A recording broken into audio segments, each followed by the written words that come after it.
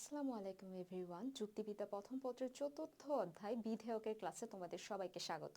আজকে আমরা আলোচনা করব বিধেয়ক নিয়ে। এক্ষেত্রে দেখো, বিধেয়কের মধ্যে যে টপিকগুলো রয়েছে, বিধেয়কের সংজ্ঞা প্রকৃতি, বিধেয়ক কি, তারপর সেটার প্রকারভেদ এবং সেটা নিয়ে পরিফেরি কি বলেছেন সেটা একটা ছক আকারে আমরা এখানে দেখব। পাশাপাশি কিছু এমসিকিউ ও সিকিউ দেখব। তো প্রথমেই চলো আমরা জেনে নিই যে এই টপিকটা থেকে কি ধরনের প্রশ্ন আসে। এই টপিকটা থেকে এমসিকিউ এবং সৃজনশীল উভয় ধরনের প্রশ্ন এসে থাকে। সৃজনশীলের গ এবং ঘ, এখানে আসলে বিধেয়কের যে প্রকারভেদগুলো রয়েছে, জাতি, উপজাতি, লক্ষণ, বিভেদক লক্ষণ, অবান্তর লক্ষণ ইত্যাদি সকল বিষয়গুলো আমাদেরকে ভালো করে জানতে হবে এবং সেগুলো থেকে আসলে প্রতি বছরই গ বা ঘ এর কোনো না কোনো বোর্ড প্রশ্ন এসে থাকে। সো তোমরা বুঝতেই পারছো অধ্যায়টি কতটুকু গুরুত্বপূর্ণ। চলো আমরা প্রথমেই জেনে নিই যে বিধেয়কটা কি। তোমরা তো জানো যুক্তিবিদ্যার কয়টি পদ? দুটো পদ রয়েছে, একটা হচ্ছে উদ্দেশ্য পদ, আরেকটি হচ্ছে বিধেয় পদ। সো বিধেয় আর বিধেয়ক দুটোর মধ্যে কিন্তু পার্থক্য রয়েছে, দুটো কিন্তু এক শব্দ না। সো তোমাদেরকে বিষয়টা মাথায় রাখতে হবে, বিধেয় এবং বিধেয়ক আলাদা দুটো বিষয়। আর উদ্দেশ্য আর বিধেয় দুটো হচ্ছে যুক্তিবিদ্যার দুটো পদ। উদ্দেশ্য পদ কি? উদ্দেশ্য পদ হচ্ছে এই যে ধরো আমি এখানে একটা বাক্য লিখেছি যে সকল মানুষ হয় জীব, সকল মানুষ হয় জীব। এখানে উদ্দেশ্য পদ কোনটা? উদ্দেশ্য পদ হচ্ছে এই মানুষ, মানুষ হচ্ছে উদ্দেশ্য। আর জীব হচ্ছে কি? জীব হচ্ছে বিধেয়, বিধেয়। ঠিক আছে, বিধেয় পদ, উদ্দেশ্য পদ। সো মানুষটা কেন উদ্দেশ্য পদ? আমরা জানি যে যুক্তি বাক্যে যাকে উদ্দেশ্য করে কোনো কিছু বলা হয়, এখানে যে দেখো লেখা আছে যে সকল মানুষ হয় জীব, কার সম্পর্কে বলা হচ্ছে? কাকে উদ্দেশ্য করে বলা হচ্ছে?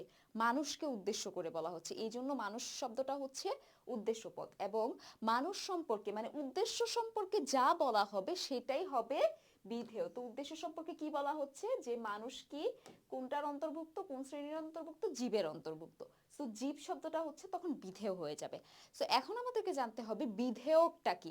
বিধেয়ক হচ্ছে এই যে উদ্দেশ্য পদ এবং এই যে বিধেয় পদ, এই দুটোর মধ্যে যে সম্পর্ক রয়েছে সেই সম্পর্কটা। উদ্দেশ্য এবং বিধেয় পদের মধ্যে যে সম্পর্ক রয়েছে সেটাই হচ্ছে বিধেয়ক। তোমাদের যদি পরীক্ষায় আসে যে বিধেয়কের সংজ্ঞা কি, তখন তোমাদেরকে লিখতে হবে যে একটা যুক্তি বাক্যে উদ্দেশ্য পদ এবং বিধেয় পদের মধ্যকার যে সম্পর্ক রয়েছে সেই সম্পর্কটাকে বলা হয় বিধেয়ক। আশা করি তোমরা বুঝতে পেরেছো। এখন আমরা চলো একটু স্লাইডটা দেখে নিই। এখানে কি বলা আছে যে সদর্থক যুক্তি বাক্যে বিধেয় পদ উদ্দেশ্য পদের সাথে যে সম্পর্ক বহন করে তাকেই বলা হয় কি? বিধেয়ক। কেন বলা হচ্ছে সদর্থক যুক্তি বাক্যে? কারণ যে যুক্তি বাক্যটা ওই যে যে সকল মানুষ হয় জীব, মানে হয় বুদক, হা বুদক যে শব্দগুলো, এই জন্য এটা প্রত্যেকটা যুক্তি বাক্যে একটা উদ্দেশ্য এবং একটা বিধেয় থাকে। এটা তোমরা সবাই জানো, একটা উদ্দেশ্য এবং একটা বিধেয় থাকে। একটা সংযোজকের মাধ্যমে এটা সম্পর্কটা প্রকাশ করা হয়। এখানে সংযোজকটা কি? সংযোজকটা হচ্ছে হয়। ঠিক আছে, হয় হচ্ছে সংযোজক, হয় হচ্ছে সংযোজক। সো যুক্তিবাক্যে সম্পর্ক প্রকাশ করা হয়, ঠিক আছে, সংযোজকের মাধ্যমে, সংযোজকের মাধ্যমে সম্পর্ক প্রকাশ করা হয়। যুক্তিবাক্যে উদ্দেশ্য হচ্ছে সেই পদ যার সম্বন্ধে কোনো কিছু স্বীকার করা হয়, আর বিধেয় হচ্ছে সেই সব যা উদ্দেশ্য সম্পর্কে কোনো কিছু বলা হয়। এই কথাগুলো অলরেডি আমি তোমাদেরকে বলে ফেলেছি এবং এটাই এখানে বিশ্লেষণ করে লেখা আছে। তোমরা যদি এরকম একটা উদাহরণ দাও, উদাহরণ দিয়ে তারপরে পরীক্ষার খাতায় বিশ্লেষণ করো যে এটা উদ্দেশ্য, এটা বিধেয় এবং এই দুইটাকার মধ্যকার যে সম্পর্ক সেটা হচ্ছে বিধেয়। এখন দেখো লেখা আছে যে যে সকল যুক্তিবাক্যে উদ্দেশ্য সম্বন্ধে কোনো কিছু স্বীকার করা হয় সেই যুক্তিবাক্যে উদ্দেশ্যের সাথে বিধেয়ের বিভিন্ন প্রকার সম্পর্ক সূচনা হতে পারে। তো উদ্দেশ্যের সাথে বিধেয়ের এই বিভিন্ন প্রকার সম্পর্ককে কি বলা হয়? সম্পর্ককে বিধেয়ক বলা হয়। এটাই বলা হচ্ছে যে যেমন মানুষ হয় মরণশীল, এখানে মানুষ সম্পর্কে বলা হচ্ছে, মানুষ কি? উদ্দেশ্য। মরণশীলটা কি? মরণশীলটা হচ্ছে বিধেয়। তার মানে এই মানুষ, এই উদ্দেশ্য পদ এবং বিধেয় পদের মধ্যে যে সম্পর্কটা রয়েছে, যে দেখো যুক্তিবাক্যটিতে মানুষ পদের সাথে মরণশীল পদের যে বিশেষ সম্পর্ক রয়েছে তার নামই হচ্ছে বিধেয়ক। সো এখন দেখো কি বলা হচ্ছে যে প্রসঙ্গগত উল্লেখযোগ্য যে ননিরর্থক যুক্তি বাক্যে উদ্দেশ্যের সাথে বিধেয়ের সম্পর্ককে কি করা হয়? অস্বীকার। কারণ এটা কি বলা হয়? নয় দিয়ে কোনো বাক্য গঠন করা হয়। যে যেখানে উদ্দেশ্যের সাথে বিধেয়ের কোনো সম্পর্কই তৈরি হবে না। তার মানে কি, যেখানে সম্পর্ক তৈরি হবে না সেখানে কি বিধেয়ক থাকবে? বিধেয়ক মানেই তো সেই সম্পর্কটা আছে উদ্দেশ্য এবং বিধেয়। সো এখানে এই বিষয়টাই বলা হয়েছে।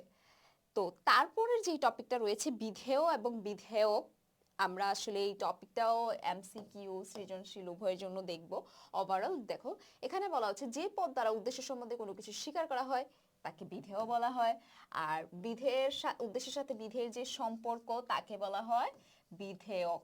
তো এই ব্যাপারগুলো এখানে বলা হচ্ছে। তারপর দেখো যে যুক্তিবাক্যে দ্বিপদ কথাটি মানুষ পদ সম্পর্কে স্বীকার করা হয়েছে। কেন? যে মানুষ হয় দ্বিপদ, এটা কি উদ্দেশ্য, ঠিক আছে, এটা কি বিধেয়। হ্যাঁ, সো এই উদ্দেশ্য এবং বিধেয়ের মধ্যে যে সম্পর্কটা রয়েছে সেটাই হচ্ছে বিধেয়ক। এই যুক্তিবাক্যে মানুষ এবং দ্বিপদ মধ্যে যে বিশেষ ধরনের সম্পর্ক রয়েছে তাকে কি বলা হয়? বিধেয়ক। এখানে উল্লেখ্য যে সম্পর্কের বিচার দ্বিপদ পদটি মানুষ পদের একটা কি অবান্তর লক্ষণ। আসলে এই বিধেয়কের কিছু ভাগ রয়েছে এখানে।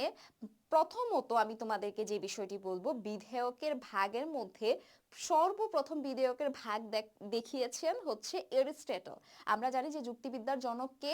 যুক্তিবিদ্যার জনক হচ্ছে এরিস্টটল। আমাদের কথাগুলো তোমরা একটু নোট করবা এবং মনে রাখবা, তোমাদের এমসিকিউতে আসতে পারে যে যুক্তিবিদ্যার জনক এরিস্টটল, এবং এরিস্টটল কিন্তু সর্বপ্রথম বিধেয়কের প্রকারভেদ দেখিয়েছিলেন। কিন্তু সেখানে তিনি 4 প্রকারের দেখিয়েছিলেন। কয় প্রকারের দেখিয়েছিলেন? 4 প্রকারের। কিন্তু তার পরবর্তীতে পরিফেরি নামক একজন ব্যক্তি, তিনি হচ্ছে বিধেয়কের 5টি প্রকারভেদ দেখিয়েছেন, এবং সেই 5টি প্রকারভেদ বর্তমানে যুক্তিবিদ্যায় পড়া হয়। সো আমরা মূলত ওই 5টি প্রকারভেদই পড়ব। এবং তবে যদি বলা হয় যে সর্বপ্রথম কে বিধেয়কের শ্রেণীবিভাগ করেছিলেন, তখন এরিস্টটলের নাম হবে। তবে এমনিতে হচ্ছে 5 প্রকারের যেটা যেটা বর্তমানে যুক্তিবিদ্যায় পড়ানো হয় সেটা হচ্ছে পরিফেরি নামক একজন ব্যক্তি এই ভাগগুলো করেছিলেন, এবং আমরা সেগুলো দেখব। এবং সেই ভাগগুলোর মধ্যে একটা হচ্ছে অবান্তর লক্ষণ নামক বিধেয়ক, একটা ভাগ হচ্ছে অবান্তর লক্ষণ। সেগুলো আমরা একটু সামনে গেলে ডিটেলসে পড়বো, তখন তোমাদেরকে বুঝিয়ে বলছি। দেখো, বিধেয় এবং বিধেয়কের মধ্যে কিছু পার্থক্য রয়েছে। যেমন বিধেয়ক কি? বিধেয়ক হচ্ছে উদ্দেশ্য এবং বিধেয় পদের কি সম্পর্ক, আর বিধেয় সম্পর্কটা হচ্ছে বিধেয়ক, আর বিধেয় হচ্ছে একটা যুক্তিবিদ্যার একটা পদ, ঠিক আছে, যেটা উদ্দেশ্য সম্পর্কে কোনো কিছু বলা হয়। দেখো যে বিধেয় একটি পদ, কিন্তু বিধেয় কি কোনো পদ নয়, এটা একটা সম্পর্কের নাম। এই বিষয়টি এখানে বলা হচ্ছে।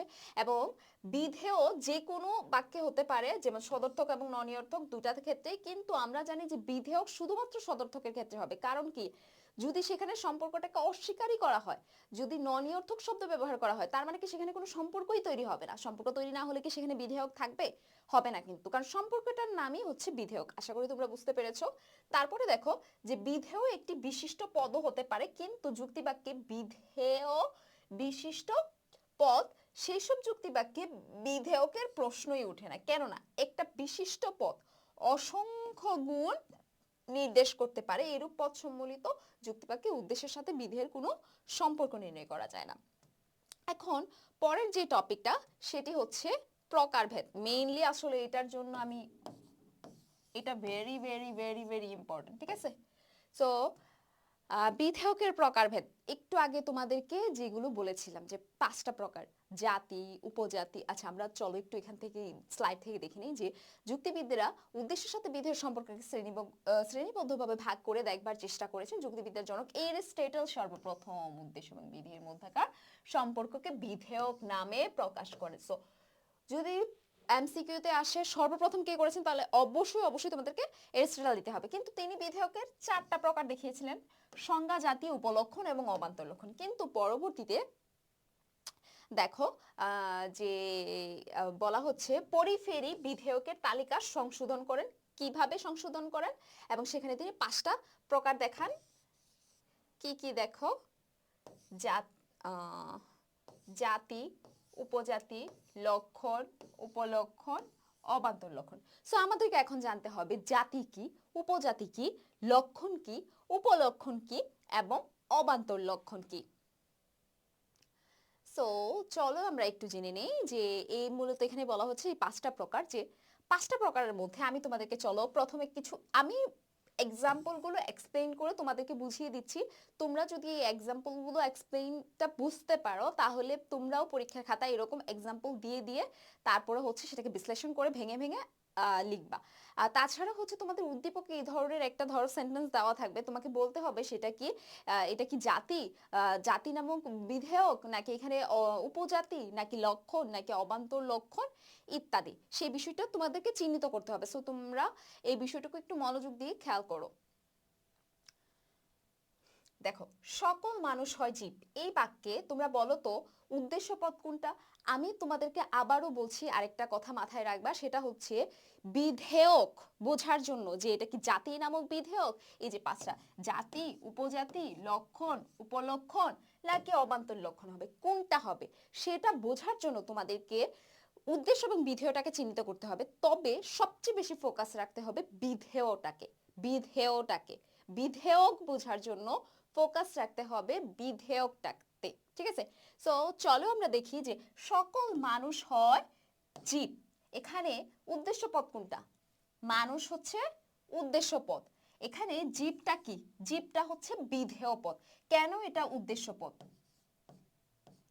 আমি একটু জাস্ট ছোট করে হিংস দিয়ে রাখছি, এটা উদ্দেশ্য পদ। কেন উদ্দেশ্য পদ, এই বাক্যে এই যুক্তি বাক্যে কি কি সম্পর্কে বলা হচ্ছে, যেহেতু বলছে যে মানুষ হয়, সকল মানুষ হয় জীব, কি সম্পর্কে বলা হচ্ছে, মানুষ সম্পর্কে বলা হচ্ছে। সো মানুষটা কি উদ্দেশ্য, মানুষকে উদ্দেশ্য করে বলা হচ্ছে, এবং মানুষকে উদ্দেশ্য করে কি বলতেছে, যে মানুষ হয় জীব, মানে উদ্দেশ্য সম্পর্কে কোনো কিছু স্বীকার করা হচ্ছে, যেহেতু হয় মানে সদর্থক শব্দ, কি স্বীকার করা হচ্ছে, জীব, সকল মানুষ হয় জীব, এটা হচ্ছে বিধেয়, বিধেয়। তার মানে এই উদ্দেশ্য এবং বিধেয়ের যে সম্পর্কটা সেটাই হবে বিধেয়ক। তার মানে এখানে বুঝতে হবে এটা কি জাতি নাকি উপজাতি। আমি তোমাদেরকে একটু বলে রাখছি, এটা হচ্ছে জাতি হবে। কেন জাতি হবে, এই যে দেখো এখানে লিখছে যে যে যে এই যুক্তি বাক্যের বিধেয়, বিধেয় হচ্ছে জীব। আমি তোমাদেরকে একটু আগে কি বলেছিলাম, ফোকাস রাখতে হবে কোথায়, বিধেয়তে।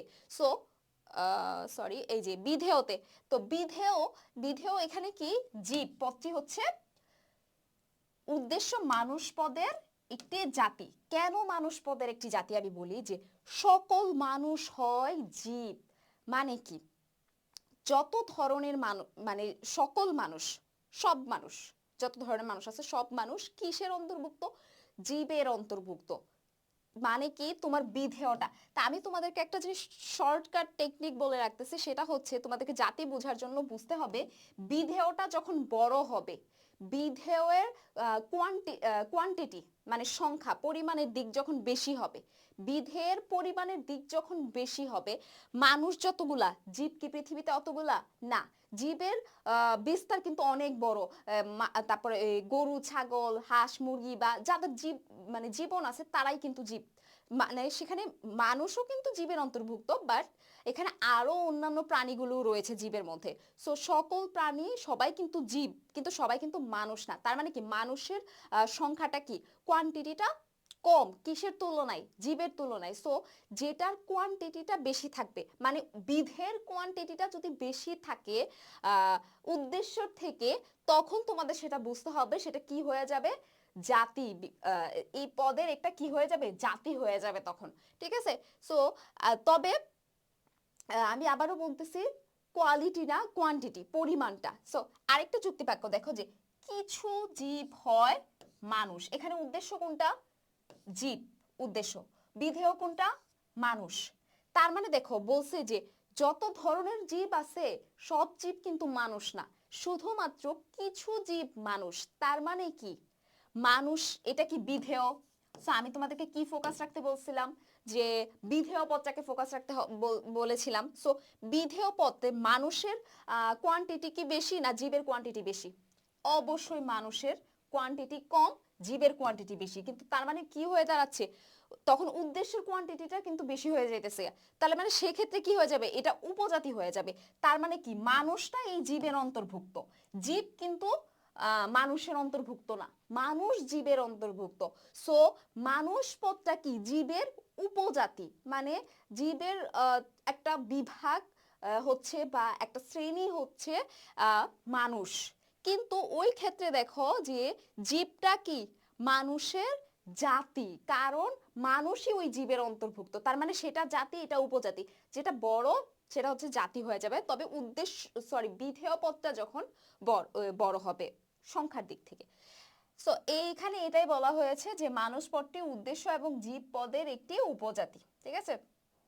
বিধেয় মানুষ পদটি উদ্দেশ্য জীব পদের, এখানে যেহেতু উদ্দেশ্য কি, উদ্দেশ্য জীব, এটাই বলছে যে উদ্দেশ্য জীব এবং বিধেয় কি মানুষ, তো বিধেয় মানুষ পদটি কি বলছি না, যে বিধেয়টা কি সেটা ফোকাস রাখতে হবে, সেটাই তোমাকে আগে লিখতে হবে। তার মানে কি বিধেয় মানুষ পদটি উদ্দেশ্য জীব পদের কি একটা উপজাতি।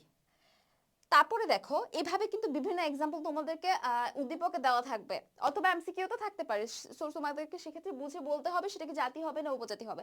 এখন চলো দেখি লক্ষণ কোনটা। এখন বলছে সকল মানুষ হয় বুদ্ধিবৃত্তি সম্পন্ন, মানে সকল মানুষ বুদ্ধিবৃত্তি সম্পন্ন। আমি তোমাদেরকে একটা জিনিস বলে রাখি, লক্ষণটাকে বোঝার জন্য তোমাদেরকে ফোকাস করতে হবে কিসে, লক্ষণকে বোঝার জন্য ফোকাস করতে হবে যাথ্যর্থতে, মানে মানুষ পদের যাথার্থ কি। তোমরা ওই যে তোমাদের তৃতীয় অধ্যায় যখন পড়িয়েছিলাম তখন কিন্তু ব্যাখ্যার্থ যাথার্থ কোনটা বেশি কোনটা কম, ব্যাখ্যার্থ পারলে যাথার্থ কমে, যাথার্থ পারলে ব্যাখ্যার্থ কমে, পাশাপাশি যাথার্থ কিসের দিক, ব্যাখ্যার্থ কিসের দিক, এগুলো ডিটেলসে তোমাদের ক্লাস নেওয়া আছে। তোমরা যদি আবারও বুঝতে সমস্যা হয় বা ভুলে যাও তাহলে তোমরা ওই ক্লাসটা আরেকবার দেখবা, ব্যাখ্যার্থ যাথার্থ নিয়ে যেটা ছিল, যে টপিকটা ছিল। তবে এখানে আমি তোমাদেরকে আবারও একটু শর্ট করে বলে রাখছি, সেটা হচ্ছে যাথার্থ হচ্ছে কোনো একটা পদের গুণের দিক, ঠিক আছে। ব্যাখ্যার্থ হচ্ছে পরিমাণের দিক। ওই যে এগুলা কিন্তু আমি পরিমাণ ওয়াইজ আমি বের করেছিলাম, তোমাদেরকে মাত্র বললাম যে কোয়ান্টিটি, সো পরিমাণের দিক। ব্যাখ্যার্থ হচ্ছে পরিমাণের দিক, তবে যাথার্থ হচ্ছে গুণের দিক। মানে এখানে মানুষ যে পদটা, সেই মানুষের বুদ্ধিবৃত্তি সম্পন্ন যে শব্দটা বলা হয়েছে, এটা কিন্তু সরাসরি তার একটা যাথার্থ। যদি সরাসরি কোনো একটা যাথার্থ বিধেয় হিসেবে ব্যবহৃত হয় তখন সেটা কি হয়ে যাবে, তখন সেটা লক্ষণ হয়ে যাবে। কেন তখন সেটা লক্ষণ হয়ে যাবে আমি তোমাদেরকে বলি, যে আমরা জানি মানুষ পদের যাথার্থ কি বুদ্ধিবৃত্তি, ঠিক আছে। মানুষ কি বুদ্ধিবৃত্তি সম্পন্ন জীব, ঠিক আছে। মানুষ বুদ্ধিবৃত্তি সম্পন্ন জীব। মানুষের যাথার্থ আসলে জীববৃত্তি বুদ্ধিবৃত্তি দুটোই, তবে যেটা সরাসরি যাথার্থ থেকে নিঃসৃত হবে, মানে কি বুদ্ধিবৃত্তি সম্পন্ন যেহেতু বলা হয়েছে, এটা যেহেতু বিধেয়, ঠিক আছে, এটা হচ্ছে বিধেয়। সো এই সকল মানুষ হয় বুদ্ধিবৃত্তি সম্পন্ন, মানে এই বুদ্ধিবৃত্তি সম্পন্নটা সরাসরি যাথার্থ থেকে আসবে।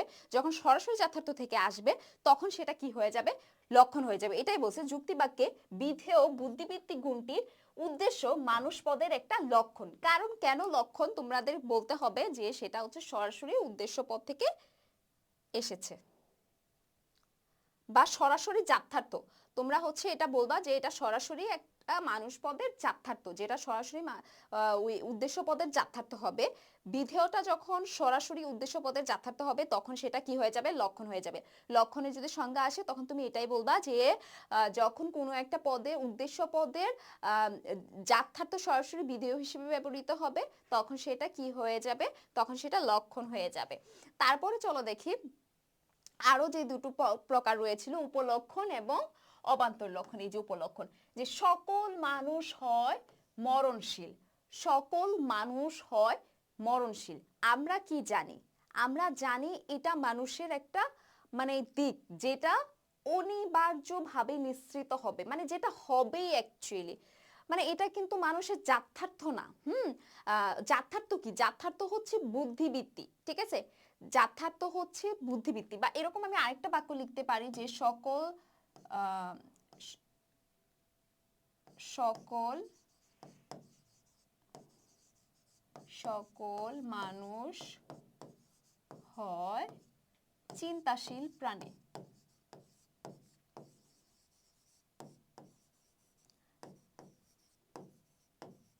চিন্তাশীল প্রাণী। সো আমার এই বাক্যে কি, এই বাক্যে মানুষ হচ্ছে উদ্দেশ্য এবং চিন্তাশীল শব্দটা কি, বিধেয়। সো এটা হচ্ছে তোমার উদ্দেশ্য। এই উদ্দেশ্য সম্পর্কে কি বলা হচ্ছে, চিন্তাশীল শব্দটাকে বলা হচ্ছে। তার মানে দুইটার মধ্যে যে সম্পর্ক এটা হচ্ছে বিধেয়ক, কিন্তু দেখো এই চিন্তাশীল শব্দটা কি সরাসরি মানে এটা কি সরাসরি জাত্যার্থ, মানুষ পদের জাত্যার্থ? না, মানুষ পদের জাত্যার্থ কি, মানুষ পদের জাত্যার্থ হচ্ছে বুদ্ধিবৃত্তি, এবং যখন বুদ্ধিবৃত্তি বলবো তখন সেটা লক্ষণ হয়ে যাবে, কিন্তু উপলক্ষণ হবে তখনই যখন সরাসরি জাত্যার্থ থেকে নিঃসৃত হয় না, তবে সেটা জাত্যার্থের অংশ। ঠিক আছে, তবে সেটা কি জাত্যার্থেরই একটা অংশ। জাত্যার্থের একটা অংশ মানে এটা হচ্ছে কি চিন্তাশীল জাত্যার্থের একটা অংশ। মানে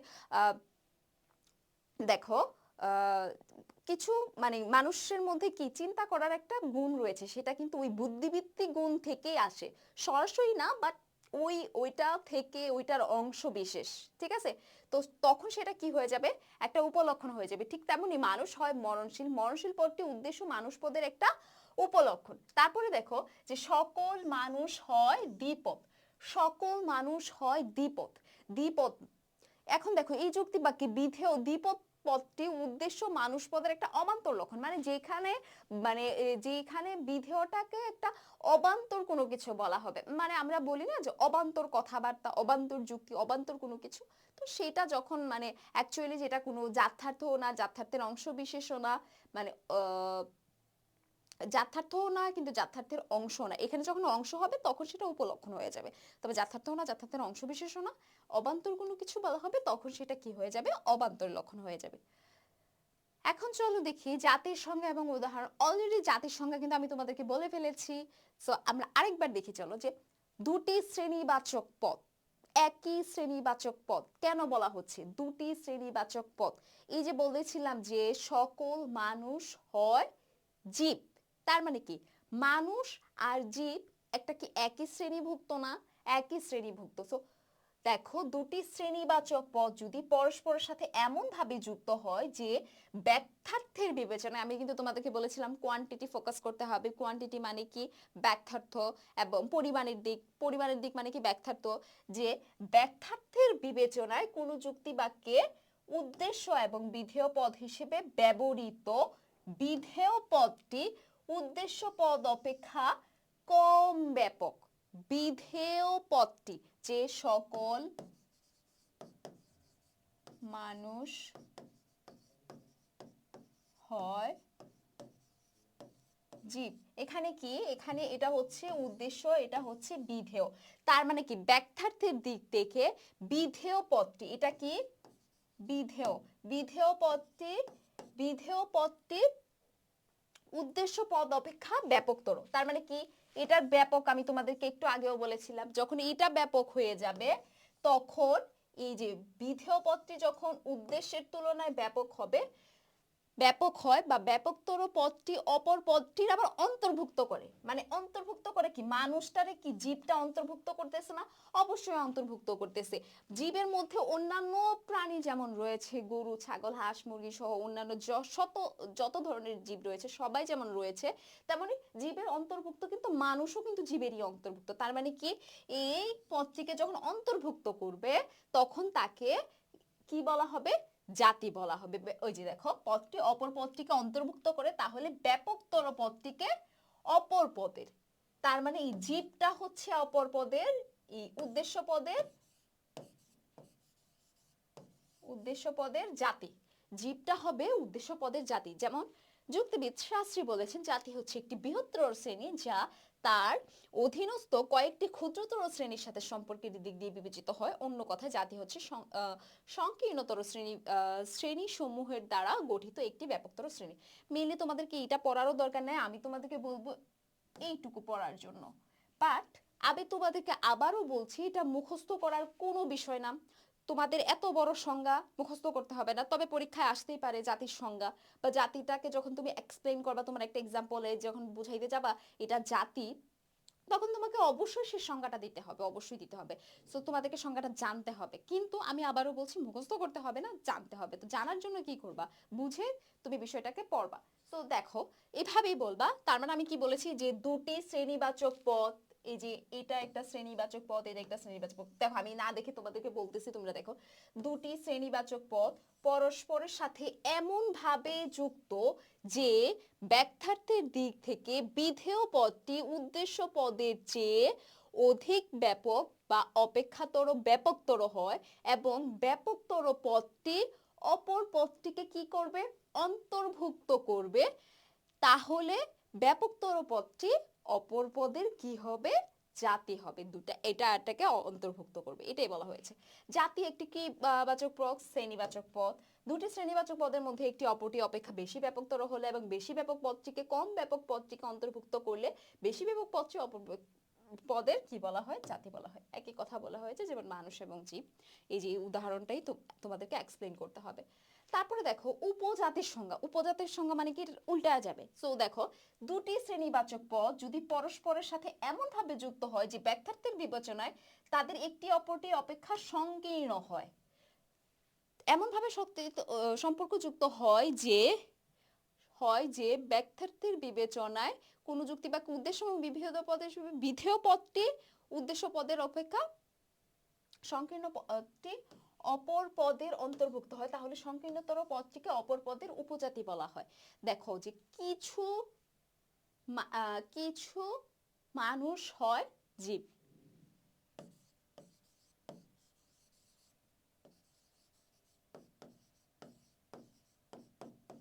কিছু মানুষ হয়,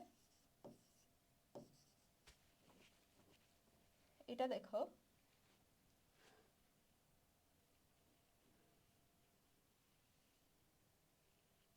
কিছু জীব হয়। দেখো এখানে বলা হয়েছে যে,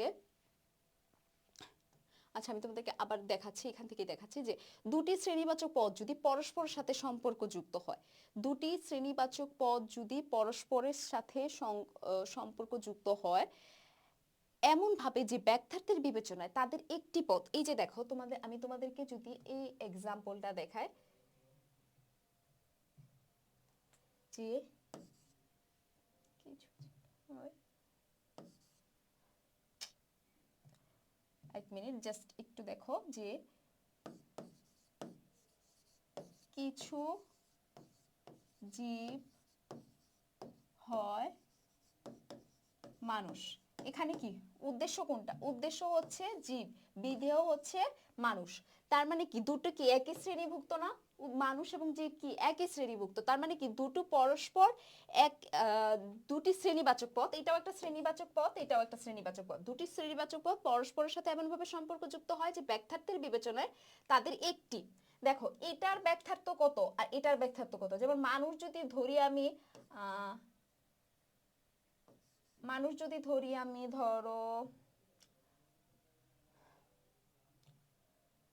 মানুষ যদি আমি ধরি যে 8,000, আর জীব কত হবে তাইলে 50,000। তার মানে কি দেখো, মানুষ পদের ব্যাখ্যার্থ যত, জীব জাস্ট একটা আনুমানিক আমি ধরলাম, তো মানুষ পদের ব্যাখ্যার্থ যত, জীব পদের ব্যাখ্যার্থ কি কম নাকি বেশি, তার মানে কি জীব পদের ব্যাখ্যার্থ হচ্ছে বেশি। তার মানে বলছে যে যে দেখো যে ব্যাখ্যার্থের বিবেচনায় তাদের একটি অপরটি অপেক্ষা সংকীর্ণ, তার মানে কি এটা কম এটা বেশি, একটি অপরটি অপেক্ষা সংকীর্ণ এবং সংকীর্ণতর পদটি অপর পদের অন্তর্ভুক্ত। মানুষটা কি জীবের অন্তর্ভুক্ত না, মানুষ কিন্তু জীবের অন্তর্ভুক্ত। এই যে এটাই বলছে যে অপর পদটি যেটা সংকীর্ণ পদ সেটা ব্যাপকতর পদটির অন্তর্ভুক্ত, সংকীর্ণ পদটি অপর পদের অন্তর্ভুক্ত হয়, তাইলে সংকীর্ণতর পদটি অপর পদের কি উপজাতি, তার মানে উপজাতি হচ্ছে মানুষ,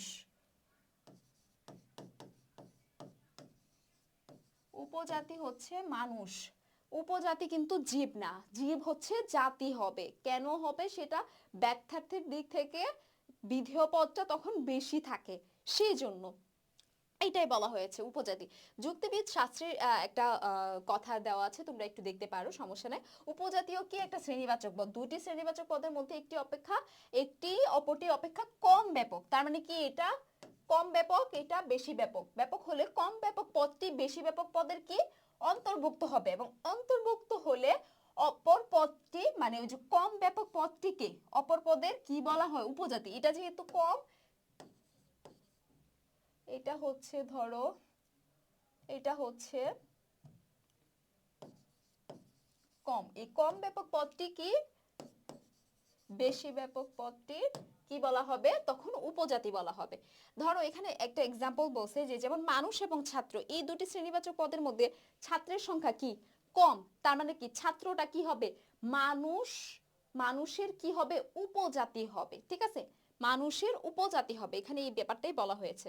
তারপরে দেখো জাতি এবং উপজাতির মধ্যে কিছু পার্থক্য রয়েছে, দেখো সেটা বলা হচ্ছে জাতি এবং উপজাতির আলোচনার সময় দেখা গেছে যে কোনো শ্রেণীকে জাতি বলার অর্থ হলো তা অন্য উপজাতির তুলনায় জাতি, জাতি আর এবং উপজাতির মধ্যে কিছু সম্পর্ক রয়েছে, পার্থক্য রয়েছে। দেখো যে কোনো একটাকে জাতি বলা মানে কি সেটা কোনো একটা উপজাতির তুলনায় জাতি, ঠিক আছে, একই জিনিস কিন্তু হয়ে যাচ্ছে। দেখো আর কোন শ্রেণীকে উপজাতি বলার অর্থ হলো তা কি কোনো জাতির তুলনায় উপজাতি, এই কথাটাই বলা হয়েছে। অর্থাৎ জাতি এবং উপজাতি হলো সাপেক্ষ পদ। জাতি এবং উপজাতি কি পদ, যদি প্রশ্ন আসে এমসিকিউতে যে জাতি এবং উপজাতি কি পদ, তখন তোমাদের দিতে হবে সাপেক্ষ পদ, মানে একটা সাপেক্ষে আরেকটা। জাতি যে হবে তখন আরেকটা পদ উপজাতি হয়ে যাবে, যখন উপজাতি থাকবে তখন আরেকটা পদ কি হয়ে যাবে জাতি হয়ে যাবে, এই ব্যাপারটাই বলা হয়েছে। তাদের একটিকে বাদ দিলে অপরটি কোনো অর্থ হয় না, জাতি উপজাতি জাতি ছাড়া উপজাতি হতে পারে না, এই ব্যাপারগুলি বলা হয়েছে। তাছাড়া কোনো জাতিকে জাতি বলার অর্থ এই নয় যে তার সব ক্ষেত্রেই জাতি হবে বলে বিবেচিত হবে, আবার কোন শ্রেণীকে উপজাতি বলার অর্থ এই না যে সবসময় যে এটা হবে তা কিন্তু না, সেই বিষয়টা এখানে বলা হয়েছে যে বিভিন্ন কাজে বিভিন্ন প্রেক্ষাপট অনুযায়ী সেটা আসলে হবে। কাজে একই শ্রেণীবাচক পদ এক সময় জাতি আবার অপর সময় উপজাতি হিসেবেও ব্যবহৃত হতে পারে। যেমন এখন একটা উদাহরণ চলো দেখে নেই যে একটা জাতি এক সময় জাতি হিসেবে ব্যবহৃত হতে পারে, আবার কখনো সেটা উপজাতি হিসেবেও ব্যবহৃত হতে পারে। সেটা কিভাবে হয় সেটার একটা এক্সাম্পল দেখবো শুধুমাত্র এই কথার উপর বেস করে। দেখো যে মানুষ পদটি স্বতন্ত্রভাবে জাতীয় নয় উপজাতীয় নয়, কিন্তু মানুষ পদটিকে যখন এর থেকে কম ব্যাপক ছাত্র পদের যখন তুলনা করছিলাম তখন কিন্তু আমরা একটু আগে এক্সাম্পলে বলছিলাম যে এটা তখন কি হয়ে গেছিল জাতি হয়ে গেছিল মানুষটা, দেখো তখন এটা জাতি হয়ে যায়। আবার মানুষ পদটিকে যখন তার থেকে বেশি ব্যাপক জীব পদটির সাথে তুলনা করা হয় তখন আবার সেটা কি হয়ে যাবে উপজাতি হয়ে যাবে, এই ব্যাপারটাই বলা হয়েছে, ঠিক আছে। সংক্ষেপে ছাত্র পদের তুলনায় মানুষ পদটি একটি জাতি, কিন্তু জীব পদের তুলনায় মানুষ পদটি একটি উপজাতি। ব্যাখ্যার্থের দিক দিয়ে দেখো আবার বলতেছি গুণের দিক, ব্যাখ্যার্থের দিক দিয়ে পরিমাণের সরি ব্যাখ্যার্থ মানে পরিমাণের দিক, পরিমাণের দিক দিয়ে জাতি উপজাতিকে অন্তর্ভুক্ত করে, জাতির মধ্যেই তো উপজাতি আসবে, মানে জাতির সংখ্যাটাই তো বেশি থাকবে কারণ এটা বড় বেশি ব্যাপক থাকবে, আর উপজাতি হচ্ছে কম থাকবে, তার মানে কি উপজাতিকে অন্তর্ভুক্ত করবে জাতি। কিন্তু জাত্যার্থের দিক দিয়ে আবার উপজাতি জাতিকে অন্তর্ভুক্ত করে। যেমন জীব এবং মানুষ দুটো পদের কথা যদি আমি চিন্তা করি, জীব পদটি কি জাতি, জীব পদটি জাতি, মানুষ পদটি উপজাতি, কিন্তু এদের ব্যাখ্যার্থের দিক দিয়ে এটা, ঠিক আছে, ব্যাখ্যার্থের দিক দিয়ে জীব পদটি বেশি ব্যাপক আর মানুষ পদটি কম ব্যাপক, এই জন্য এটা জাতি এটা উপজাতি। তাই জীব পদটি মানুষ পদটিকে অন্তর্ভুক্ত করে, কিন্তু জাত্যার্থের দিক দিয়ে চিন্তা করলে জীব পদের জাত্যার্থ কি কি তোমরা জানো অবশ্যই, জীববৃত্তি শুধুমাত্র, আর মানুষ পদের জাত্যার্থ কোনটি জীববৃত্তি প্লাস বুদ্ধিবৃত্তি, কারণ সে একটা জীবের অন্তর্ভুক্ত তার মানে তার জীববৃত্তি থাকবেই, আর যেহেতু সে মানুষ তার বুদ্ধিবৃত্তি রয়েছে, সো তার দুটো জাত্যার্থ রয়েছে, তার মানে কি এদিক থেকে মানুষ পদটি জীব পদটিকে তখন অন্তর্ভুক্ত করে ফেলে, তখন জাতি হয়ে যায় আবার জীবে, ঠিক আছে। যে জাতি এবং উপজাতির মধ্যে পারস্পরিক সম্পর্ক যথাযথভাবে ব্যাখ্যা করার জন্য আরো কয়েকটি বিষয় আলোচনা করা দরকার, সে বিষয়গুলো এখন আমরা দেখব। যে বৃহত্তম বা পরমতম জাতি, এখন দেখো বৃহত্তম জাতি এবং পরমতম জাতি কোনটি এটা দেখবো। যে একই জাতীয় কয়েকটি জাতি উপজাতিকে ব্যাপকতার দিক দিয়ে, মানে ওই যে ব্যাখ্যার্থের পরিমাণের দিক দিয়ে, ঠিক আছে, জাতি এবং উপজাতিকে ব্যাপকতার দিক দিয়ে ছোট থেকে বড় অথবা বড় থেকে ছোট করে সাজানোর পর যদি দেখা যায় যে তাদের মধ্যে একটি জাতি এত বড় যে তার থেকে আর কোনো শ্রেণী হয় না, তাকে অন্য কোনো ব্যাপকতর শ্রেণীর অন্তর্ভুক্ত করা যায় না। তার মানে ধরো ছাত্র থেকে মানুষ, তারপর মানুষ থেকে সৎ মানুষ, আরো বিভিন্ন ধরনের ক্যাটাগরাইজ, সভ্য মানুষ, বিভিন্নভাবে ক্যাটাগরাইজ করা যায়, তারপরে গিয়ে আমি জীবে যেতে পারি। কিন্তু দেখো কিছু কিছু জায়গায় এরকম যে এটার চেয়ে ব্যাপকতর যেতে যেতে যেতে যেতে মানে ওটার জাতিতে যেতে যেতে যেতে যেতে আর কোনো ব্যাপকতর কোনো কিছু নাই যে সেটাকে অন্য কোনো কিছুর অন্তর্ভুক্ত করা যাবে, সেটা যদি হয় শ্রেণীর অন্তর্ভুক্ত করা যখন যাবে না, তখন তাকে বৃহত্তম বা পরমতম জাতি বলা হয়। তখনই তাকে বৃহত্তম বা পরমতম জাতি বলা হয়। যেমন একটা উদাহরণ দিয়েছে যে দোব্র, মানে কোনো ওই যে দোব্র তোমরা চিনো, দোব্র, তারপর হচ্ছে জড় বস্তু, সেটা থেকে সপ্রাণ বস্তু, তারপরে জীব, মানুষ, মানে ধরো মানুষের উপরের জাতি হচ্ছে জীব। জীবের চেয়েও যদি আমি বড় চিন্তা করি, তো সপ্রাণ বস্তু, মানে যেগুলার প্রাণ আছে। তারপর এটার চেয়েও বড় যদি চিন্তা করি, তাহলে যেটার একদম জড় বস্তু, এর কোনো প্রাণও নাই। তারপর এটার চেয়েও উপরে যদি চিন্তা করি, তাহলে হচ্ছে তোমার দ্রব্য। ঠিক আছে, এই পদগুলোর মধ্যে এই যে দ্রব্য পদটি ব্যাপকতার দিক দিয়ে সবার উপরে, এর থেকে বড় আর কোনো জাতি হতে পারে না। তখন সেটাকে কি বলা হবে? তখন সেটাকে, এই যে শব্দটাকে, পদটাকে তখন বৃহত্তম বা পরমতম জাতি বলা হয়। এটাই বলা হয়েছে। বৃহত্তম, উল্লেখ্য যে বৃহত্তম জাতি কখনোই উপজাতি হিসেবে ব্যবহৃত হতে পারে না, কারণ এর চেয়ে বড় তার কোনো কিছু নাই। তাইলে সেটা আবার উপজাতি হিসেবে কিভাবে ব্যবহৃত হয়? উপজাতি হিসেবে তো তখনই ব্যবহৃত হবে যখন সেটার আবার উপরের কোনো শ্রেণী থাকবে, তখন সে উপরের শ্রেণীর তুলনায় সে উপজাতি হয়ে যাবে। আশা করি তোমরা ব্যাপারটা বুঝতে পেরেছো। এটাই বলা হয়েছে ব্যবহৃত হয় না। এখন ক্ষুদ্রতম বা অপরমতম উপজাতি, মানে যেটার আসলে সর্বনিম্ন, যেটাকে আর কোনো মানে সেটা যে পরম, বৃহত্তর বা পরমতম জাতি যেরকম ছিল, যে এটাকে এর চেয়ে বড় কোনো শ্রেণীতে আর ফেলানো যায় না, এখানে হচ্ছে এর চেয়ে ছোট আর কোনো ভাগ করা যায় না। এই ব্যাপারটাই বলবে যে পরস্পর সম্পর্কযুক্ত কয়েকটি জাতি এবং উপজাতি বাচক পদকে ব্যাপকতার মাপকাঠিতে ক্রমানুসারে সাজানোর পর যদি দেখা যায় যে তাদের মধ্যে একটি উপজাতি এত ছোট যে তার থেকে ছোট আর কোনো উপজাতির অস্তিত্ব খুঁজে পাওয়া যায় না, তখন তাকে অধিকতর ক্ষুদ্র কোনো উপজাতিতে বিভক্ত করা যায় না, তাহলে তাকে ক্ষুদ্রতর বা অপরমতম উপজাতি বলা হয়। যেমন দ্রব্য, জড়বস্তু, সপ্রাণ বস্তু, জীব, মানুষ। ঠিক আছে, এই ক্রম যদি আমরা দেখতে পাই, তাহলে মানুষ হচ্ছে, মানুষ উপজাতিটিকে সবচেয়ে ছোট, এর থেকে আর কোনো উপজাতিতে ভাগ করা যায় না। একে ভাগ করলে আমরা বিভিন্ন ব্যক্তি মানুষে উপনীত হয়, বিভিন্ন ব্যক্তি, তখন আবার সৎ মানুষ, অসৎ মানুষ, সভ্য, অসভ্য, বিভিন্ন ক্যাটাগরাইজে চলে আসে। সুতরাং তার মধ্যে মানুষ পদটি একটি ক্ষুদ্রতম বা পরমতম অপরমতম উপজাতি। উল্লেখ্য যে ক্ষুদ্রতম উপজাতি কখনোই জাতি হিসেবে ব্যবহৃত হতে পারে না। অপর বা মধ্যবর্তী জাতিসমূহ, যেটা মধ্যবর্তী, যেহেতু একটা সবচেয়ে বড় বের করেছিলাম, তারপর সবচেয়ে ছোট বের করেছি, সো এবার আমরা এটা দেখবো যে বৃহত্তম জাতি এবং ক্ষুদ্রতম উপজাতির মধ্যকার শ্রেণীভুক্ত যখন উপজাতির দিক থেকে, কার দিক থেকে? উপজাতির দিক থেকে বিবেচনা করা হয়, তখন সেসব শ্রেণীকে আবার অপর বা মধ্যবর্তী জাতি বলা হয়। যেমন মানুষ উপজাতিটির উপরে দ্রব্য জাতির নিচে অবস্থিত মধ্যবর্তী শ্রেণীসমূহ, যেমন জড় বস্তু, এই যে এগুলো আমরা কিন্তু একটু আগে দেখছি, এগুলো হচ্ছে মধ্যবর্তী জাতি।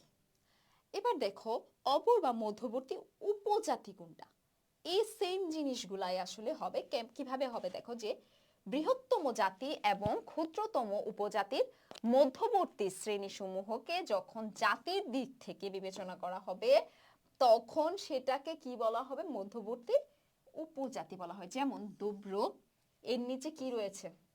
মানুষ রয়েছে, দ্রব্য, এর নিচে বিভিন্ন ক্যাটাগরি রয়েছে, এবং মানুষ এর উপরে বিভিন্ন কিছু রয়েছে, এবং মধ্যবর্তী যে শ্রেণীগুলো সেগুলো যেমন জীব, সপ্রাণ বস্তু, জড় বস্তু ইত্যাদি মধ্যবর্তী উপজাতি। তার মানে কোনটা পরমতম জাতি, কোনটা অপরমতম উপজাতি, মধ্যবর্তী কোনগুলা, আশা করি ব্যাপারগুলো বুঝতে পেরেছো। এখন দেখো সহযোগী উপজাতি এবং আসন্নতম জাতি। একটি জাতিকে যখন একাধিক উপজাতিতে ভাগ করা হবে, ঠিক আছে, যখন একটা জাতিকে তুমি একাধিক উপজাতিতে ভাগ করা হবে, তখন উপজাতিগুলোকে পরস্পর সম্বন্ধের দিক দিয়ে সহযোগী বলা হবে। এগুলোর চেয়ে আসলে বেশি ইম্পর্টেন্ট হচ্ছে জাতি কোনটা, উপজাতি কোনটা, এটা বোঝা। এগুলা মানে জাতি উপজাতিরও কিছু ছোট ছোট ছোট ছোট ভাগ এবং বিশ্লেষণ রয়েছে, সেগুলো আসলে এগুলো আমরা এখন দেখাচ্ছি। তবে এগুলার চেয়ে মোস্ট ইম্পর্টেন্ট হচ্ছে জাতি উপজাতির লক্ষণ, উপলক্ষণ, অবান্তর লক্ষণ, এই বিষয়গুলোকে জানা বেশি জরুরি হবে। তো তোমরা এটা একটু দেখবা, আমি জাস্ট একটু অল্প করে বলে রাখছি যে যেমন সহযোগী উপজাতিগুলো একই সাথে একই জাতির অন্তর্ভুক্ত হয়, তারা একটি বৃহত্তর জাতির ক্ষুদ্রতর অংশবিশেষ। যেমন মানুষ, গরু, ছাগল, বিড়াল ইত্যাদি কি, এগুলো সবই কিন্তু জীব জাতির অন্তর্ভুক্ত, সেটাই বলা হয়েছে। সেগুলাকে সহযোগী উপজাতি তখন। আর আসন্নতম জাতি মানে হচ্ছে আপকামিং যেটা, এটাই। সো দেখো, কোন উপজাতির সবচেয়ে নিকটের জাতিকে কি বলা হয়? আসন্নতম। একটি উপজাতির একাধিক জাতি থাকতে পারে, ব্যাপকতার দিক থেকে তাদের মধ্যে কোন উপজাতিটি নিকটস্থ আবার কোনটি দূরবর্তী, তবে তাদের মধ্যে যে সব থেকে নিকটবর্তী সেটা হচ্ছে উপজাতিটি আসন্নতম। যেটি নিকটবর্তী উপজাতি সেটা হচ্ছে আসন্নতম। যেমন মানুষ, তারপর জীব, এগুলো হচ্ছে জীব এবং সপ্রাণ উভয়ই হচ্ছে মানুষ উপজাতির আসন্নতম জাতি। কেন? কারণ এটা সবচেয়ে কাছে রয়েছে। আসন্নতম উপজাতীয় সেম, সবচেয়ে যে কোনো জাতির সবচেয়ে নিকটের উপজাতিকে কি বলা হবে? আসন্নতম উপজাতি বলা হবে। তারপরে দেখো, পরিফেরির যে ছক সেটা হচ্ছে আমরা এখন সরি, এটা হচ্ছে জাতি এবং উপজাতি বিষয়ক একটা ছক। এখানে তোমাদেরকে আমি একবার দেখিয়ে দিচ্ছি, তোমরা আশা করি বুঝতে পারবা। যেমন দোব্র, দোব্র থেকে কি হয়েছে? দোব্র থেকে হচ্ছে দুইটা ভাগে ভাগ করা হচ্ছে, একটা দেহি একটা অদেহি, মানে যেটা দেহ রয়েছে আর একটা হচ্ছে দেহ নাই বা আকার নাই আর কি, কাঠামো নাই। তো এই দেহি থেকে আবার কিন্তু একটা সপ্রাণ, একটা হচ্ছে অপ্রাণ, মানে যাদের প্রাণ আছে আবার যাদের প্রাণ নাই। আবার যাদের প্রাণ আছে সেখান থেকে বলা হচ্ছে সচেতন এবং অচেতন। আরেকটা যারা সচেতন, এখান থেকে আবার দ্বিপদ, চতুষ্পদ এবং বহুপদ রয়েছে। চতুষ্পদের মধ্যে আমরা জানি যে গরু, তারপর বিড়াল, ছাগল, এগুলা অন্যান্য যে প্রাণীগুলো রয়েছে এগুলা রয়েছে। আবার এভাবে বিভিন্ন একটা জিনিস থেকে আস্তে আস্তে আস্তে আস্তে এটা তার মানে কি সর্বোচ্চ জাতি, ঠিক আছে। আস্তে আস্তে আস্তে আস্তে এগুলো বিভিন্ন উপজাতিতে ভাগ হয়ে গিয়েছে, এই বিষয়টি এখানে দেখানো হয়েছে।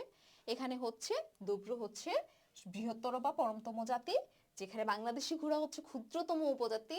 বাংলাদেশি ঘোড়ার আসন্নতম জাতি কি? আসন্নতম জাতি হচ্ছে ঘোড়া।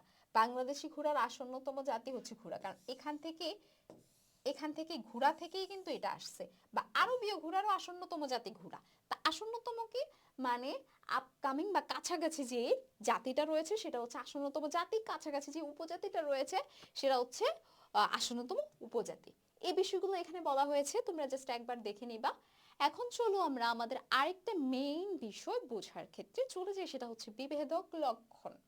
জাতীয় উপজাতি আমাদের বোঝা হয়েছে এবং জাতীয় উপজাতির বিভিন্ন আরো যে ভাগগুলো রয়েছে আমরা সেগুলো বিস্তারিত জেনেছি। এখন চলো বিভেদক লক্ষণটা জানবো। বিভেদক লক্ষণটা কি? বিভেদক লক্ষণ হচ্ছে যে গুণ বা গুণাবলী একই জাতির অন্তর্ভুক্ত একটি উপজাতিকে অপর উপজাতি থেকে পৃথক করে ফেলবে, সেই গুণটাকে হচ্ছে তোমার বিভেদক লক্ষণ। মানে আমি তোমাদেরকে একটু শর্টলি যেটা বলেছিলাম, যে যেটা হচ্ছে কোনো একটা বিধেয় পদের জাত্যার্থ থেকে সরাসরি আসবে বা জাত্যার্থ থেকে আসবে, বা সেইটার জাত্যার্থটা, ঠিক আছে।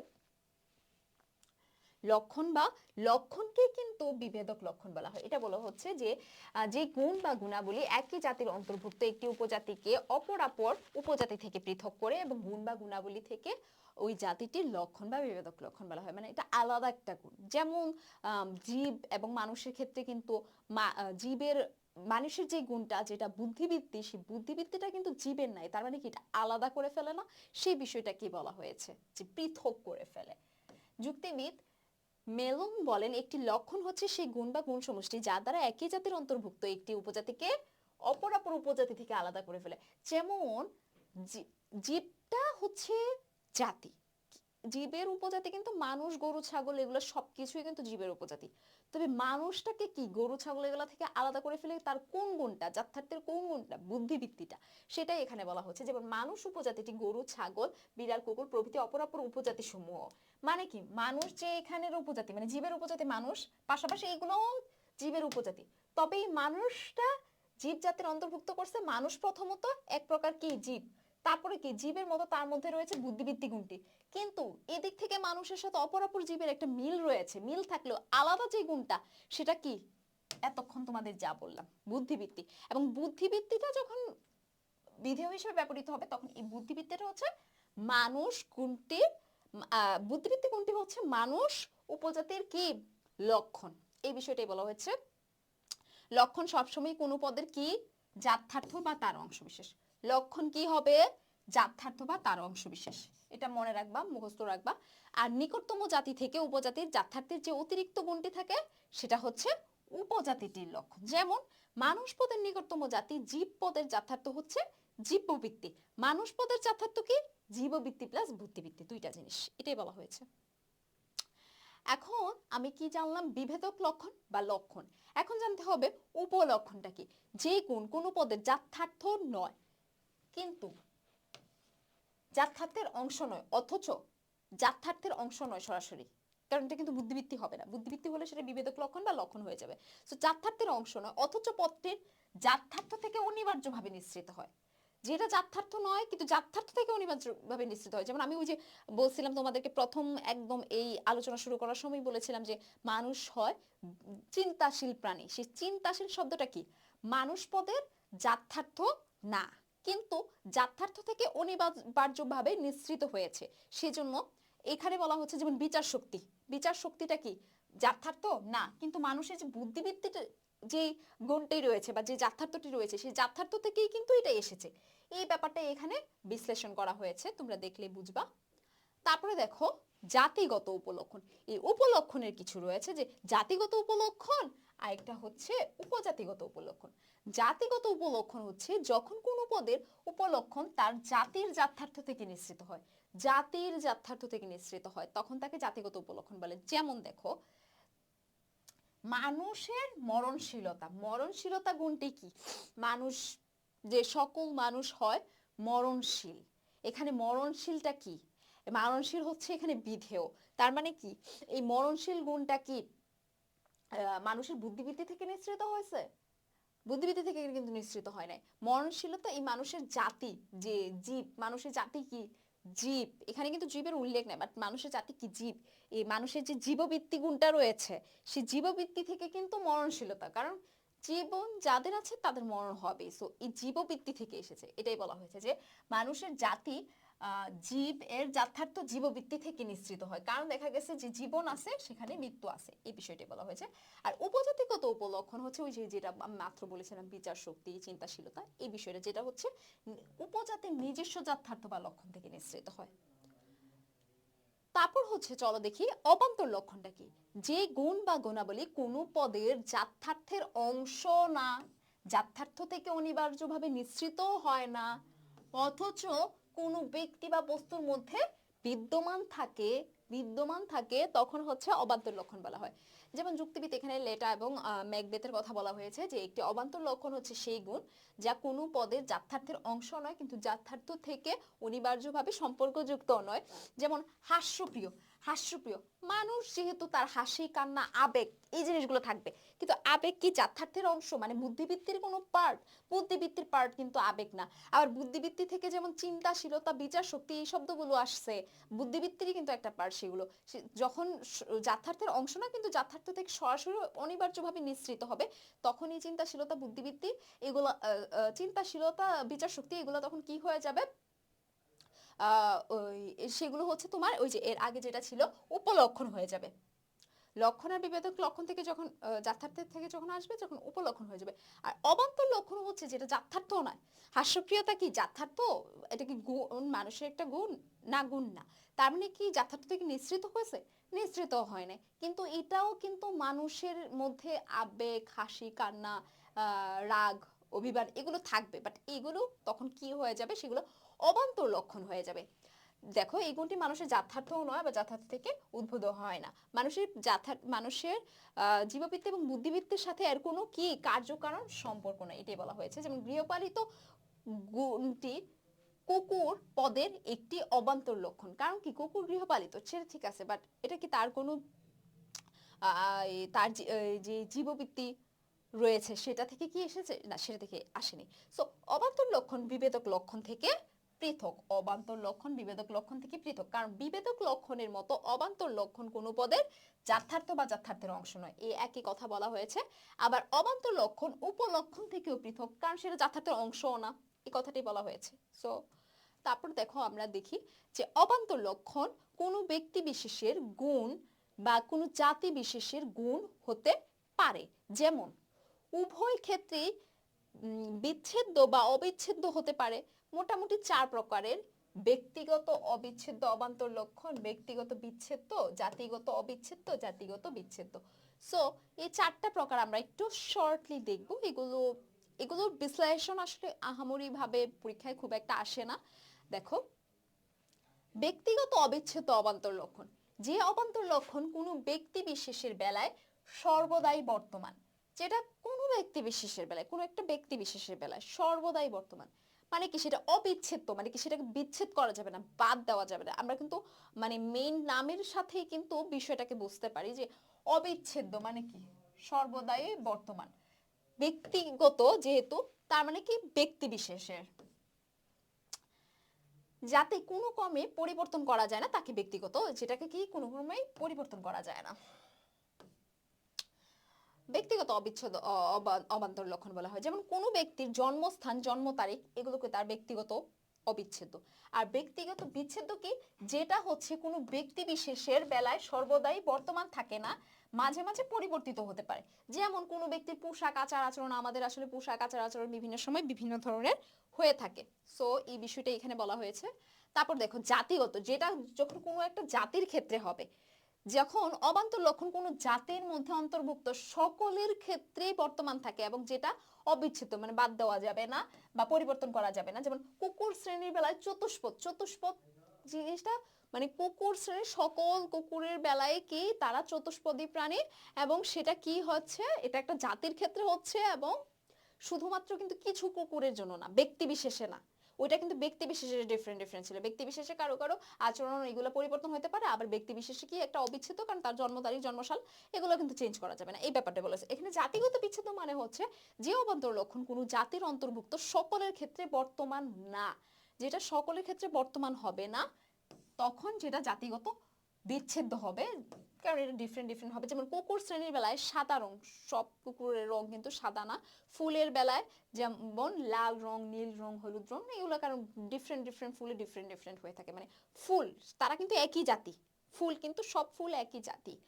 সো তাদের জাতিটা ফুল, কিন্তু মানে আবার সেখানে বিভিন্ন বিভিন্ন কালার রয়েছে। সো আলাদা আলাদা জাতি, সব জাতির মধ্যে একই ধরনের জিনিস না, এটাই বলা হয়েছে।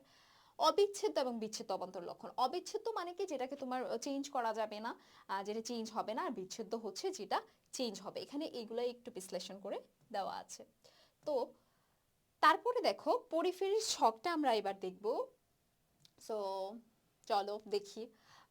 অলরেডি তোমাদেরকে একটা ছক দেখানো হয়েছিল জাতীয় উপজাতি থেকে।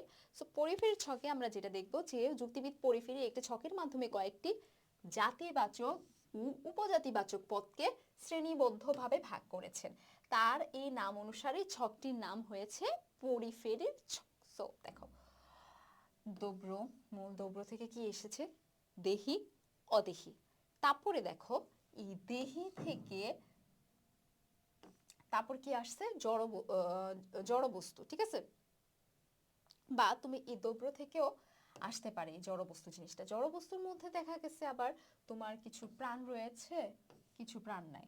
তারপরে যেগুলো সব প্রাণ, সেগুলোর মধ্যে আবার সজীব বস্তু থাকতে পারে। আবার দেখো চেতন যে বিষয়টি, সেখান থেকে তোমার অচেতন, এবং চেতন থেকে কিন্তু তোমার এই জীবটা আসছে। জীবের কিন্তু আবার ভাগ রয়েছে, দেখো জীববৃত্তি, জীব থেকে কিন্তু আবার এই মানুষে আসছে। মানুষের কি রয়েছে, বুদ্ধিবৃত্তি আছে।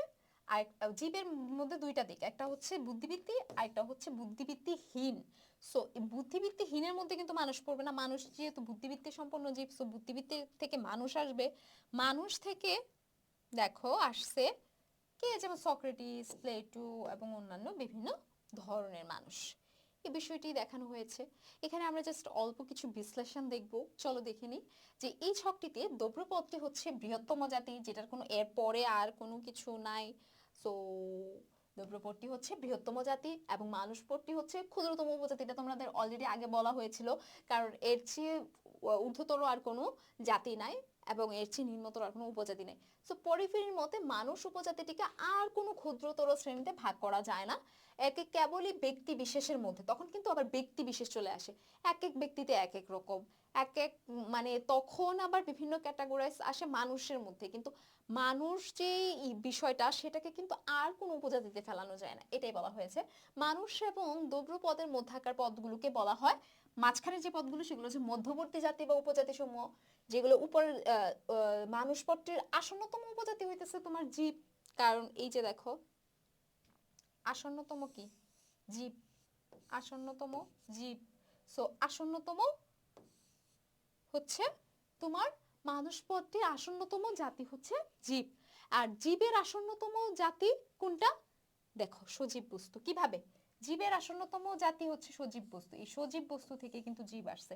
সো মানুষের আসন্নতম জাতি জীব, জীবের আসন্নতম জাতি হচ্ছে সজীব বস্তু। তবে আবার দেখো, সজীব বস্তুর আসন্নতম উপজাতি কিন্তু জীব, আবার এটারও কিন্তু আসন্নতম উপজাতি মানুষ। এই ব্যাপারটা এখানে একটু বিশ্লেষণ করে বলা হয়েছে। দেখো পরিফেরি ছকটা খুবই গুরুত্বপূর্ণ, এতে জাতি এবং উপজাতির মধ্যকার একটা ধাপ সুস্পষ্টভাবে বোঝানো হয়েছে। এতে মানুষ উপজাতিটিকে আর ক্ষুদ্রতম উপজাতিতে ভাগ করা যায় না, এবং এটাকে ভাগ করলে কেবল ব্যক্তি মানুষ পাওয়া যায়, কিন্তু বাস্তবে মানুষকে আরো অনেক ক্ষুদ্রতম উপজাতিতে ভাগ করা যায়। যেমন মানুষকে সভ্য মানুষ, অসভ্য, সভ্য অসভ্য মানুষ, এই ধরনের মানুষ হিসেবে বিভিন্ন উপজাতিতে ভাগ করা যায়। আবার সভ্য মানুষকে শিক্ষিত এবং অশিক্ষিত উপজাতিতে ভাগ করা যায়। এইভাবে আমরা অনেকগুলো ধাপ অতিক্রম করতে পারি। কাজেই ছকটি কি ত্রুটি মুক্ত নয়, যেটা আসলে পরিফেরি দিয়েছিল সেটাকেও আমরা ত্রুটি মুক্ত বলছি না। এখন দেখো কিছু বিষয়, যে পরিফেরির ছকে একটা গাণিতিক সমস্যার নমুনা দেওয়া হয়েছে। দেখো নমুনা 1, একটি ছকের মাধ্যমে বিধেয়কের প্রকারভেদ দেখানো হয়েছে। মূলত এই যে বিধেয়ক থেকে তোমার এটা হচ্ছে এক, ধরো এটা 1 2 3 4 5। দেখো জাতি উপজাতির লক্ষণ, যেটা হচ্ছে তোমার জাত্যার্থ থেকে আসে, উপলক্ষণের মধ্যে জাতিগত উপলক্ষণ আর একটা উপজাতিগত উপলক্ষণ ছিল। আর অবান্তর লক্ষণের মধ্যে আমরা দুটো জিনিস পড়ছিলাম, যেটা হচ্ছে অবিচ্ছেদ্য আর একটা হচ্ছে বিচ্ছেদ্য। সো এই বিষয়টি এখানে বলা হয়েছে, এবং এখানে আরেকটা ছকের মধ্যে দেওয়া হয়েছে, সেম তোমরা দেখলেই বুঝতে পারবা। আরো একটা ছক দেওয়া হয়েছে, চলো আমি তোমাদেরকে শর্টকাট এর একটু বলি। যেমন আলোচ্য অধ্যায়ে জাতি এবং উপজাতির মধ্যকার পারস্পর সম্পর্ক দেখানো হয়েছে, সেটাকে আমরা একটা ছকের মাধ্যমে দেখতেছি, জাতি এবং উপজাতিকে। ধরো নমুনা 1-এ বলা হয়েছে জীবের ভাগটা কি, মানুষ এবং অন্যান্য জীব, অন্যান্য যত ধরনের জীব রয়েছে মানুষ ছাড়া। তো মানুষের কিন্তু আবার আমি ভাগ, ওই যে একটু আগে বলছিলাম যে সভ্য মানুষ অসভ্য মানুষে ভাগ করতে পারি, আবার সভ্য থেকে আমি শিক্ষিত অশিক্ষিত এই দুইটা ভাগে ভাগ করতে পারি। এখানে দেখো যদি জড় বস্তুতে চিন্তা করি, সপ্রাণ আর অপ্রাণ, এবং সপ্রাণের মধ্যে আবার চেতন অবচেতন, আবার চেতনের মধ্যে কি করতে পারি, যাদের বুদ্ধিবৃত্তি আছে আর একটা হচ্ছে বুদ্ধিবৃত্তিহীন। এই ধরনের বিভিন্ন ক্যাটাগরাইজেশন মানে জাতি উপজাতিতে আমরা দেখতে পারি। এই অধ্যায়ের গুরুত্বপূর্ণ কিছু শব্দ বিশ্লেষণ করি, চলো আমরা। উদ্দেশ্য কি, এগুলো আসলে অলরেডি তোমাদেরকে সব বলা, আমি জাস্ট এক নজরে তোমাদেরকে অল্প করে বলছি। উদ্দেশ্য হচ্ছে সেই পদ যার সম্পর্কে কোনো কিছু স্বীকার বা অস্বীকার করা হয়। বিধেয় কি, বিধেয় হচ্ছে সেই পদ মানে যেটা হচ্ছে উদ্দেশ্য সম্পর্কে কোনো কিছু স্বীকার বা অস্বীকার করা হয়। তারপর হচ্ছে বিধেয় কি, সদত্ত যুক্তি বাক্যে উদ্দেশ্য এবং বিধেয় পদের মধ্যেকার যে সম্পর্ক সেটা হচ্ছে বিধেয়ক। জাতি কি, জাতি হচ্ছে একটি বৃহত্তর শ্রেণী যা তার অধীনস্থ কয়েকটি ক্ষুদ্রতর শ্রেণীর সাথে সম্পর্কের দিক দিয়ে বিবেচিত হয়। এটা তোমাদের এই সংজ্ঞা দেওয়ার দরকার নাই, ওই যে প্রথমে জাতি পড়ানোর সময় তোমাদেরকে যে সংজ্ঞাটা সুন্দর করে মুখস্থ করিয়েছিলাম সেটা তোমরা দিবা। উপজাতি কি, সেম ওভাবেই দিবা, ওইটা দিবা। তা পরমতম জাতি কি, মানে যেটাকে যে জাতিকে মানে বৃহত্তম জাতিকে পরমতম জাতি বলা হয়, মানে যার সর্বোচ্চ আর কোনো জাতি হতে পারে না, যেমন হচ্ছে ওই যে দ্রব্যের কথাটা বলে দিবা। তারপর অপরমতম জাতি, যেটাকে হচ্ছে অপরমতম জাতি হচ্ছে এর ছোট আর কোনো উপজাতি হতে পারে না, যেটা ছোট কোনো উপজাতির অস্তিত্ব খুঁজে পাওয়া যায় না, সেটা হচ্ছে অপরমতম জাতি উপজাতি। তারপর অবর জাতি, অবর জাতি, এই বিষয়গুলো আসলে তোমাদের সমস্ত কিছু অলরেডি পুরো অধ্যায়টা পড়ানোর সময় বলে ফেলা হয়েছে। সো তোমরা এগুলো একবার এক নজরে একটু দেখবা। এখন চলো আমি কিছু এমসিকিউ তোমাদেরকে বলে দিই, এমন যেগুলো দেখা গেছে প্রতি বছর কোনো না কোনো বোর্ড প্রশ্নে এসেছিল। বিধেয়ক কি, বিধেয়ক কি পদের নাম নাকি বিধেয়ের নাম নাকি উদ্দেশ্যের নাম নাকি সম্পর্কের নাম? অবশ্যই উদ্দেশ্য এবং বিধেয়ের মধ্যকার সম্পর্কের নাম। সো আনসার হবে এটা। পরিফেরির বিধেয়কে কয়টি শ্রেণীতে ভাগ করেছেন? তোমরা জানো 5টা, কারণ প্রথমে এরিস্টটল 4টা করলেও সে 5টা করেছিল। কে সর্বপ্রথম উদ্দেশ্য এবং বিধেয়ের মধ্যকার সম্পর্কে বিধেয় নাম প্রকরণ দিয়েছিল, পরিফেরি নাকি এরিস্টটল? বলো তো। সে কিন্তু এরিস্টটল হবে। আমি কিন্তু প্রথমে বলেছিলাম সর্বপ্রথম কিন্তু এরিস্টটল দিয়েছিল। সো এভাবে আরো বিভিন্ন ধরনের, এই যে দেখো যে বিদ্রোহী কবি কাজী নজরুল ইসলাম বাংলা এত সালে এত তারিখে জন্মগ্রহণ করেছিলেন এবং এখানে তার জন্ম তারিখ কোন ধরনের অবান্তর লক্ষণ? এটা কি একটা ব্যক্তি সম্পর্কে বলা হয়েছে, তার মানে কি ব্যক্তিগত হবে। সো ব্যক্তিগত হবে না শ্রেণীগত হবে, এই দুইটার চিন্তা কিন্তু শেষ।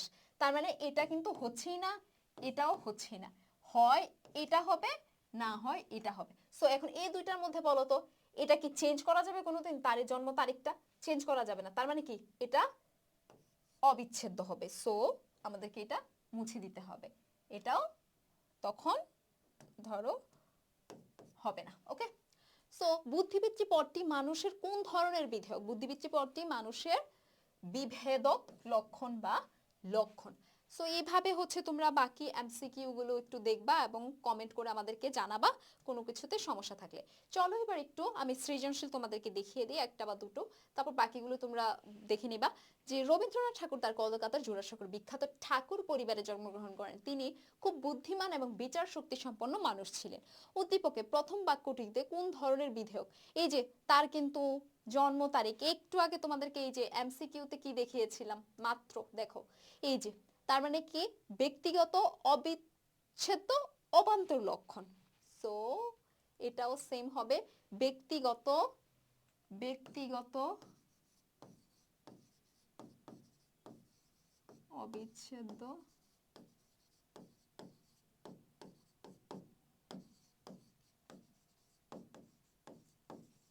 অবান্তর অবান্তর লক্ষণ। সো তারপর দেখো উদ্দীপকের শেষ বাক্যটিতে গুণগুলোর মধ্যেকার সম্পর্ক বা আন্তঃসম্পর্ক পাঠ্য বইয়ের আলোকে। এখানে গুণগুলো কি? বুদ্ধিমান এবং বিচার শক্তি। এখন গুণগুলোর মধ্যেকার সম্পর্ক এবং আন্তঃসম্পর্ক, এটা কি? এটা কি বিভেদক লক্ষণ না? মানে কি সরাসরি, এই যে সরাসরি নিশ্চিত হয়েছে না,